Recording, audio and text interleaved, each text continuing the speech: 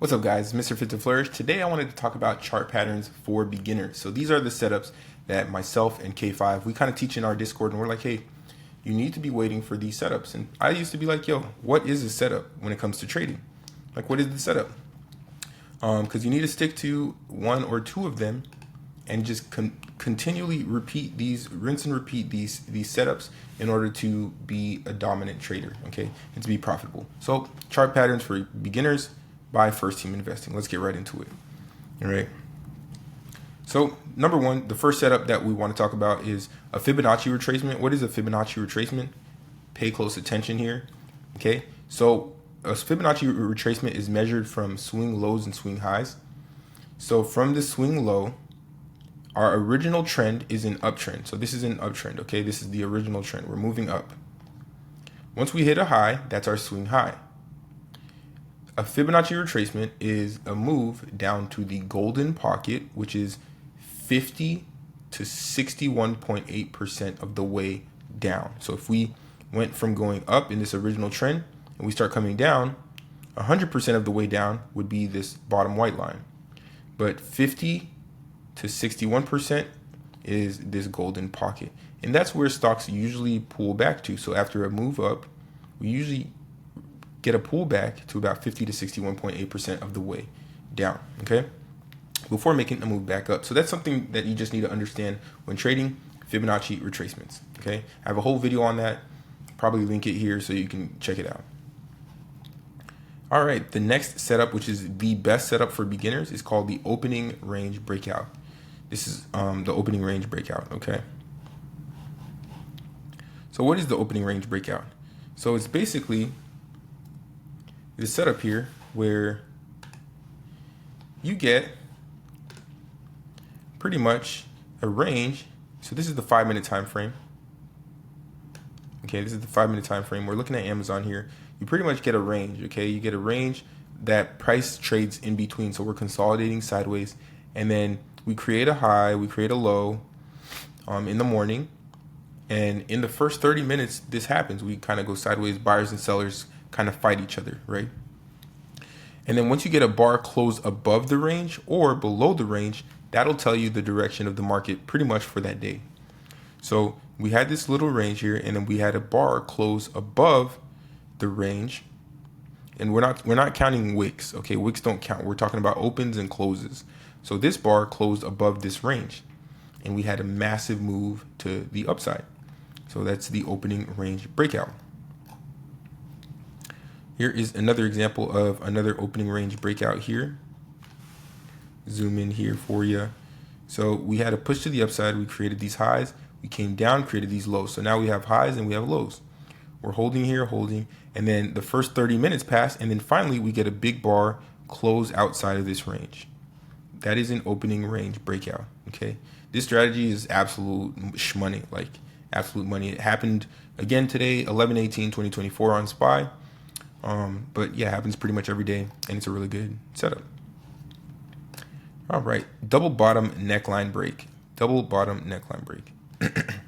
So whenever we get a double bottom, it creates what's called a neckline.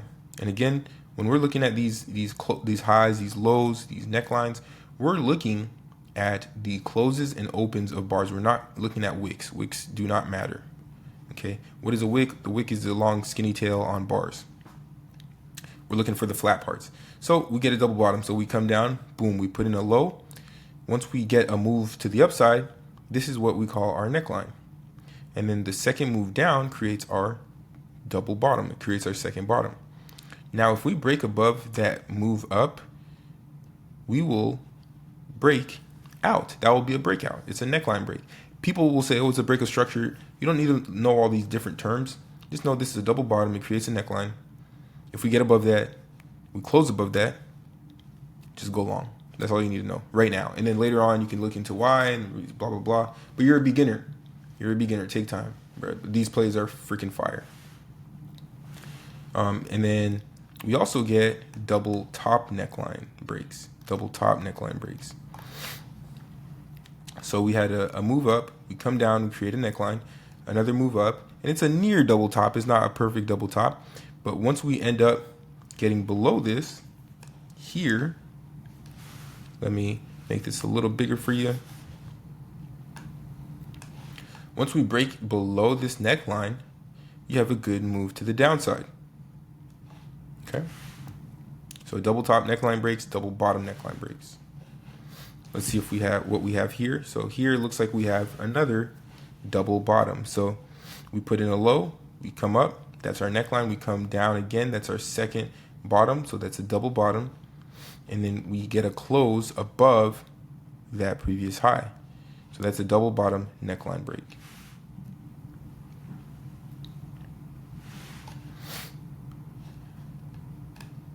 Now here we're looking at something called a micro double bottom with a piercing line bull bar. What is a micro double bottom? So micro double bottom is when we get a close and an open right next to each other. Okay, on a bar that is right next to each other. So a close and an open. We have big bottom side wicks showing that buyers are stepping in. And we get what's called the piercing line bar, which is a bar that pretty much goes above 50% of the previous bar, which shows that bulls are taking over the market, taking over the bears. Okay, and it has usually has really good follow through. Micro double bottoms are signs of reversals. Piercing line bars are bars that kind of show you like, hey, the direction is changing and we're probably going to continue in this direction. Here's another example of a micro double bottom piercing line bar. And you get pretty good continuation. We get a micro double bottom, which is a sign of a reversal, and then we get good continuation to the upside. Ooh, now this pattern here, so this is the descending triangle. So in the descending triangle, what you have is you have clear support, and then you have lower highs. You keep getting lower and lower highs, and it creates sort of this triangle pattern. And it's a descending triangle because the highs are descending. And what ends up happening is you break below this support. And once you get a break below that range, then you can enter short here. So once we get a break below, you enter short. Here's another example of a descending triangle. We have pretty clear support, and then we get lower and lower highs until we melt out. This is a good example too because this pink line is the 9MA. Yellow line is a 20 MA. The 920 crossover is indicative of what is called a market structure shift, basically meaning we're going from going up to now we're probably going to come down. And then overexhausted bars. So overexhausted bars are signs of a reversal. So overexhausted bars are bars that are way too big for the stock, like way too big. And what happens is all the sellers get tired because all the sellers sold. There's no more sellers. Now the buyers step in. So overexhausted bars can be bear bars. They can be bull bars too. But it's basically a bar that is just really big for no freaking reason. So, and there's signs of immediate reversal. So here's an example on Carvana. Huge sell off for no reason, and then we literally reverse immediately. Here is a micro double bottom. This bar formation here is a bullish engulfing bar. So it's a bull bar that's eating up a little red bar. It's like way bigger than the little red bar. Sign of a reversal. And here we get a micro double top bearish engulfing bar here. And then again, this setup is the 920 crossover. We have a good setup here to the upside. So in this example, we get the 9MA coming above the 20MA, the yellow line. We have nice bull bars taking out these highs, and then we pretty much ride the 9MA all the way to the upside. There's also a 920 downside crossover that yields a pretty good move to the downside. And again, you see the pink line crossing below the yellow, the 9 crossing below the 20.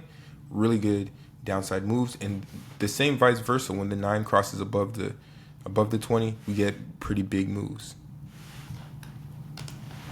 All right, so pretty much that's all I wanted to share in this video. I know I made a video on this earlier and then the mic was out, so hopefully the mic works this time, and hopefully you guys learned a lot in this video. It's Mr. Fit to Flourish, your boy, and I'm out. Good morning, welcome to the Fit to Flourish podcast.